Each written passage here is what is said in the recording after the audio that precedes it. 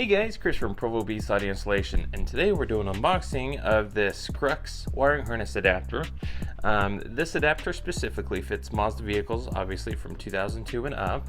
What's cool about this adapter is it retains factory steering wheel controls in a pre-programmed module that comes with this harness.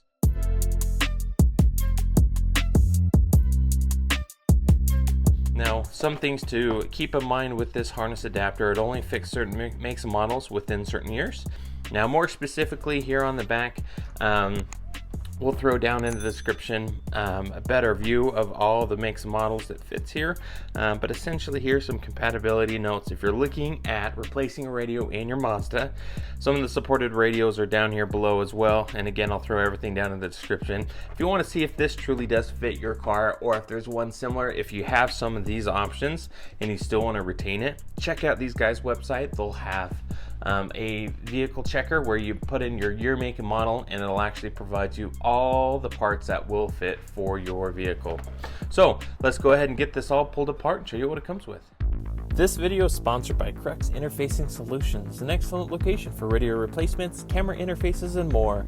Check out cruxinterfacing.com to start planning your next install today.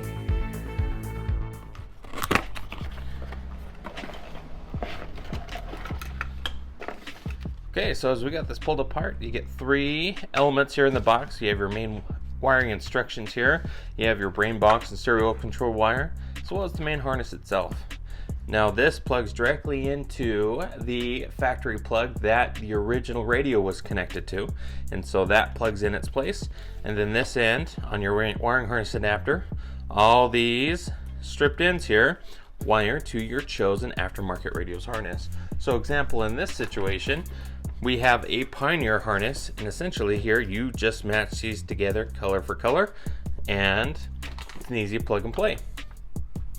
Now here we have our main brain box. This is what retains your steering wheel controls, so this is super important. You can't forget to plug this one in, just because all the buttons on your steering wheel, track up, track down, volume, as well as your source and a few others, are controlled by this box. Now, to indicate what car you have and what radio you have, there's a series of dip switches on the back, and your instructions here will indicate how to set those on or off depending on your application. Now, this steering wheel control wire that's hanging off here, you have one that's compatible for Pioneers and Sonys and any radio that operates on a WR 3.5mm input, or for Kenwoods and JVCs here, you have this blue-yellow wire, which corresponds with that radio's blue-yellow wire in its harness, and that's what you'd hook up instead of this. Now, here on this harness as well, if you by chance have buttons on your steering wheel that indicate any sort of Bluetooth or phone functionality, if you want those to continue to work, you need to hook this wire up, and the instructions here in the box do indicate where to hook up this one wire, which is not at the harness, it's at a module in a different location in your car. Okay, so the last thing we're looking at is the instructions that are included with our wiring harness adapter. Here at the top, once again, shows you everything that it equips, also everything that comes in the box. The cool thing is it does diagram all colors and what each color does.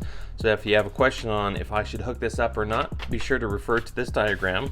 Also talks about the dip switches and how everything connects. Now, additionally, like I said, if you have a Bluetooth wire in your steering wheel, it indicates where that wire needs to connect into. It's a hard wire, and where to locate that module in the vehicle. Now, if you have questions on how to do that, it actually gives you a diagram of your dashboard, and it indicates where in the car you can find that wire if your vehicle is so equipped. Now, in terms of the dip switches here, you have your ons and your offs. Since this only really fits Mazda vehicles, you're going to have just your Mazda section here and ons and off. So according to this, dip switch 5, 6, 7, and 8 should be off, on, as it indicates there.